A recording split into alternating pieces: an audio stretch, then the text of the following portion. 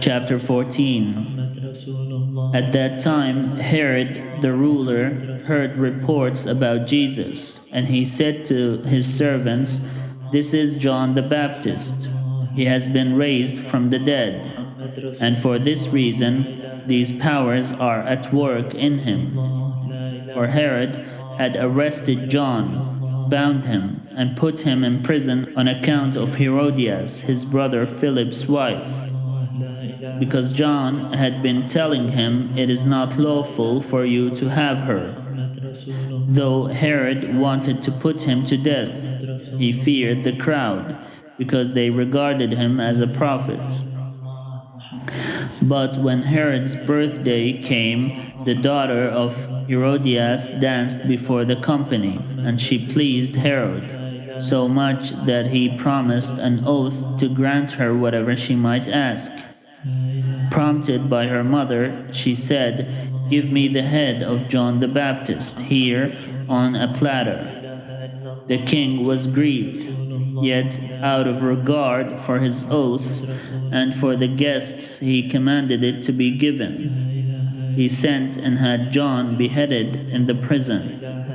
The head was brought on a platter and given to the girl, who brought it to her mother. His disciples came and took the body and buried it. Then they went and told Jesus.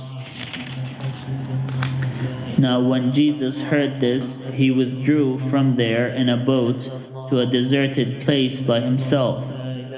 But when the crowds heard it, they followed him on foot from the towns. When he went ashore, he saw a great crowd, and he had compassion for them and cured their sick. When it was evening, the disciples came to him and said, "This is a deserted place, and the hour is now late. Send the crowds away so that they may go into the villages and buy food for themselves." Jesus said to them, "They need not go away. You give them something to eat." They replied, "We have nothing here but 5 loaves and 2 fish." And he said, "Bring them here to me." Then he ordered the crowds to sit down on the grass.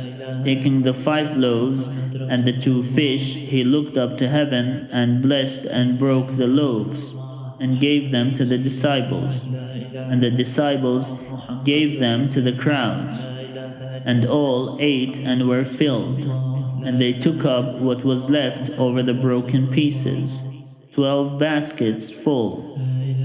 And those who ate were about 5,000 men, besides women and children.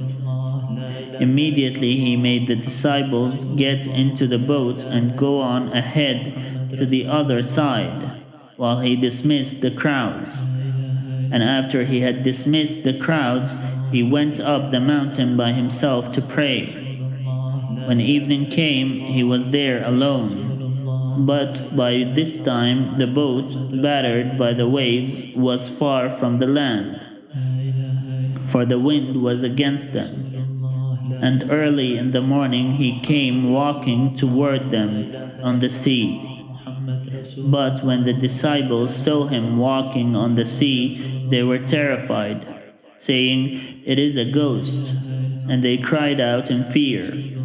But immediately Jesus spoke to them and said, "Take heart, it is I. Do not be afraid." Peter answered him, "Lord, if it is you, command me to come to you on the water." He said, "Come." So Peter got out of the boat, started walking on the water, and came toward Jesus. But when he noticed the strong wind, he became frightened and beginning to sink. He cried out, "Lord, save me." Jesus immediately reached out his hand and caught him, saying to him, "You of little faith, why did you doubt?" When they got into the boat, the wind ceased, and those in the boat said, "Truly you are the servant of God." When they had crossed over, they came to land at Gennesaret. After the people of that place recognized him, they sent word throughout the region and brought all who were sick to him and begged him that they might touch even the fringe of his cloak, and all who touched it were healed.